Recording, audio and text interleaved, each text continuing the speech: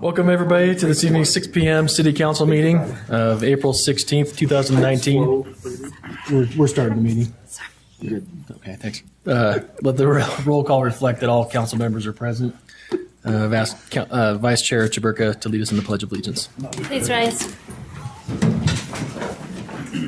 I pledge allegiance to the flag of the United States of America and to the republic for which it stands, one nation, under God, indivisible, with liberty and justice for all. Thank you.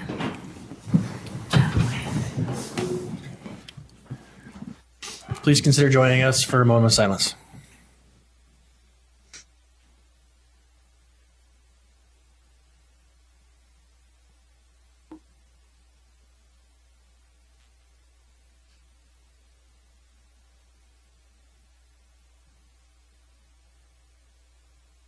Thank you. First item on our agenda is public hearing. Stewart Drive street vacation. We'll be hearing from Clint this evening.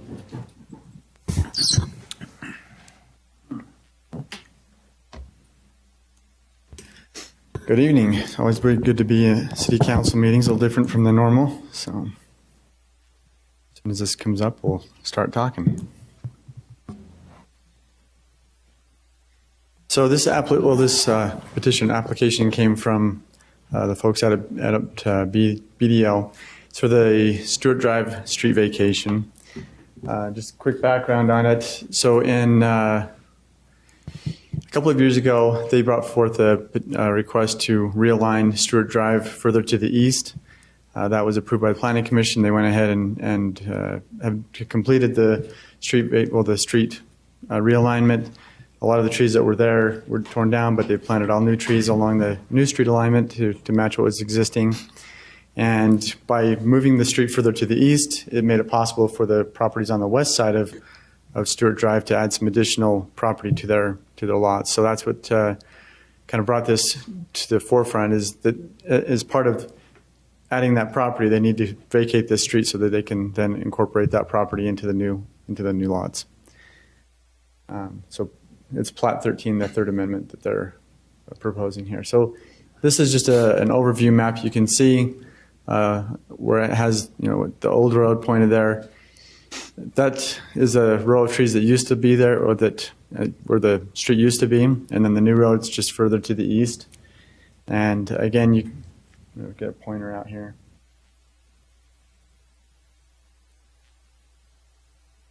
So by moving, so the road used to come all through here, come straight down. So this is all new. This was able to be incorporated into this lot as the road moved further to the east. This is just a better graphic representation of the red area shows what's being vacated, and then with the new plat being recorded, it'll dedicate the existing street right of way. So the reasons for the street vacation is first off, it's already there. They've built it, and the new alignment does add a better building lot for the future of the BDO area. And when they went to the Planning Commission, it was approved 8-0. So if there are any questions, I'd be glad to answer it. Any questions for Clint? Just one, why wasn't this not approved before the street was made? So the street, that just goes through a Planning Commission process. The city owns all the property out there, so it wasn't a real concern at the time. We figured that this would eventually take place. Yeah, it's just one of those, we need to be setting a better example of asking for permission instead of forgiveness. Possibly. I just throw that out because, I know it's a problem in some parts of the, with other partners, with other citizens. Sometimes they just do it and don't ask, and we need to be setting a good example. Sure. Good point. Thanks. Any other comments or questions for Clint? Okay, this is a public hearing, so we'll be accepting public comment on this item. If you're interested in speaking, please limit your comments to 3 minutes and state your name. Mr. Chair, I would make a motion that we close public hearing. Since there is no movement. Second. We have a motion by Councilmember Heyer, second by Councilmember Blair to close the public hearing. This is a voice vote. All in favor? Aye. Any opposed? That passes. I think we're open to action. Chair, the petitioner's here. Do you want to hear from him? Oh, thank you. Thank you. We'd be happy to give you a few minutes to speak if you have anything we haven't covered. Or okay, thanks. Thank you, Councilmember White. No. Back to the agenda item. I'll entertain a motion. I'll make a motion that we adopt ordinance 2019-15. I second it. We have a motion by Councilmember Heyer, second by Councilmember Stevens to adopt proposed ordinance 2019-15. This is a roll call vote. Councilmember Blair? Aye. Councilmember Heyer? Aye. Councilmember Lopez? Aye. Councilmember Stevens? Aye. Councilmember White? Aye. Vice Chair Chaburka? Aye. Chair Nadolski? Aye, that passes. Next item on our agenda, reports from administration. Constable Nominating Commission, we'll be hearing from Deborah Colvin this evening. We also have Mara Brown here in case anybody has any questions that Mara could help answer as well. Good evening. Good evening. I'm a novice at this, so bear with me here. Chair Nadolski, Mayor Caldwell, Mr. Johnson, thank you for the opportunity to be able to discuss this Ogden City Constable contract with you. The city's contract with Wasatch Constables expires on June 30th of 2019. The constable provides court security, prisoner transport, courtroom bailiffs, warrant service, and other legal process. It's been determined to be in the best interest of the city to issue a request for proposal for court security services. The process to select a new constable is outlined in the state code, and it requires cities of the first and second class to establish a nominating commission. The nominating commission would consist of one member of the council, the city attorney, the chief of police, one judge, and one citizen member. The administration recommends that the citizen member be Mr. Andrew Blackburn. He's currently the Roy City Attorney. He has agreed to act in this capacity, and he was a former Ogden City Attorney, I believe. The administration also recommends that the Justice Court Administrator and one member of Human Resources assist the Commission in selecting the constable. After publication of a request for proposal per Ogden City's procurement policy, which is a mouthful, by the way, the Nomination Commission will review the applications and we will forward those to the City Council. The City Council has the authority to either accept or reject any of the nominations or the recommendations put forward to the city. Before you this evening is a resolution which, is, if adopted, would initiate that process to select an Ogden City Constable. If you have any questions, I'd be happy to answer them. Chair, I have just one quick question. What's the timeline that you anticipate the RFP to go out, and how long will that take? Actually, I'm going to defer to Mara on that one. 2 to 3 weeks?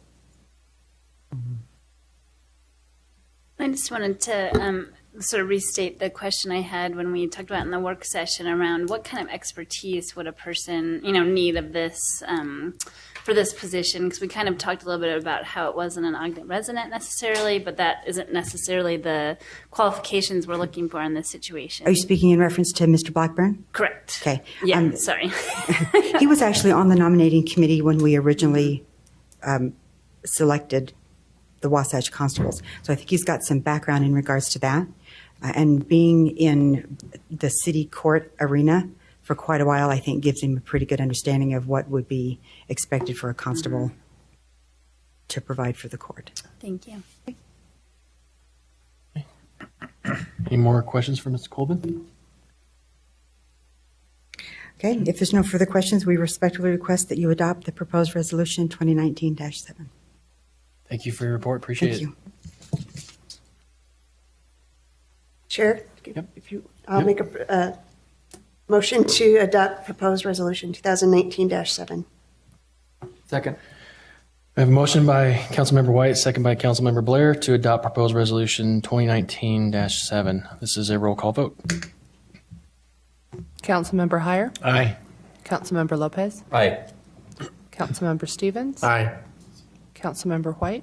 Aye. Councilmember Blair? Aye. Vice Chair Chaburka, Aye. Chair Nadolski. Aye, that passes. Thank you, Ms. Colvin. Appreciate you being here tonight. And look forward to hearing back again. Okay, next item on the agenda is public comments. This is an opportunity to address the council regarding concerns or ideas on any topic. Anybody wish to speak to the council?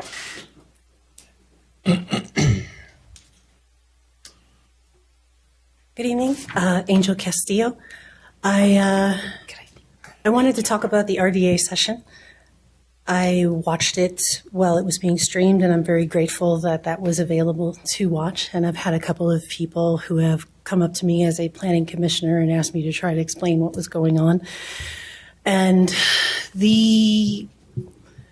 there were a few council members that repeated the words, "the process is broken." And I am a little upset by the fact that the business development department can enter into a legal agreement by putting down escrow money for a home without checking in with elected officials. You are representing all of the community, and you were voted to represent the people within that community. And I'm upset that you guys were upset. And I think it's a bit of an overstep to continue to conduct business where you're supposed to weigh in with the RDA and the city council on how they feel about this. And I agree that with the yes votes that it was the right project, and it is going with the vision of where we want to go with reinvigorating a community. But I'm really very unhappy with the fact that procedure is not being followed. And I think it's there for a reason. And I wanted to just request that the city council keep us abreast as to how that develops, so that I may share that with people who ask me, so that I have an informed view of what's going on. Thank you. Thank you. Any other comments from the public? So we've got people just arriving. We're in public comment period. If you wish to address the council on any item, now is your time. I don't know that he heard you. Sebastian.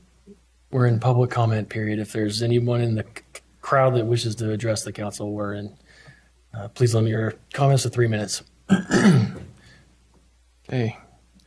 Seeing no movement, we'll move to the next item. Comments from the mayor? Sure, I just quickly address that. I appreciate you bringing that up, Angel, and talking about what happened with that. It was an oversight, and that's something that's been cleared up and has been made crystal clear. That was certainly unintentional, and appreciate you bringing that up and being concerned about that, so that we don't expect anything like that to happen in the future. And but I appreciate your concern with that, and again, would apologize to y'all for what happened with that. And other than that, you've heard me talk enough today, so I'll leave it at that. Comments from council members? I was just going to do a quick comment about, there was a great article in the paper, the Standard Examiner, about the strategic plan survey that's gone out to the community. It's a link that you can access through our website, I think from our Facebook pages. That strategic planning process is being sort of implemented by a volunteer group of folks that are very passionate about Ogden, that want to help to inform us about our budget process and how we prioritize things in the budget. So we really encourage people to fill out that survey and give us some feedback, because we want to put it to work. Okay. Anyone else? I'd like to just report what the mayor reported on in our work session about the scooters being here for 90 days on a trial basis to see if they would be adapted in our community. And so that'll be an interesting project for us to look at and consider. Thanks. Anyone else? I'll just add to in response to Ms. Costello's comments in the public comment period. I appreciate your comments, because I think we, as you might have noticed, shared your concern. That's why we were upset about how it came to us, when it came to us, and so on. And it's true, we have had those conversations with the mayor and CAO about how better we handle those in the future. But I think we can all recognize that maybe it's impossible to always communicate everything, but we're going to try and communicate everything the best we can. But in those instances where we don't, I think we're going to make sure that we on the council side have a process that's set and clear, and that we know that when those kinds of things come up, I think that everybody will know what the expectation is. So we don't know entirely what it's going to entail, but we won't be shy about sharing what we're doing. But the good news, I think, is that, and you mentioned it in your comments, is that we feel like we all made the best decision that we individually and therefore collectively thought was best for Ogden. And I think we all also made the comment that we think the process needs to be improved to make sure that both halves of the government are coordinating and communicating and deciding on behalf of the community in an appropriate way. So we take it seriously, but we're not going to be caustic about it. We're going to be responsible about it because that's what Ogden needs us to do. Anyone else? Okay, I'll entertain a motion to adjourn. Motion to adjourn. Second. And motion by Councilmember Heyer, second by Councilmember Lopez to adjourn. This is a voice vote. All in favor? Aye. Any opposed? We are adjourned.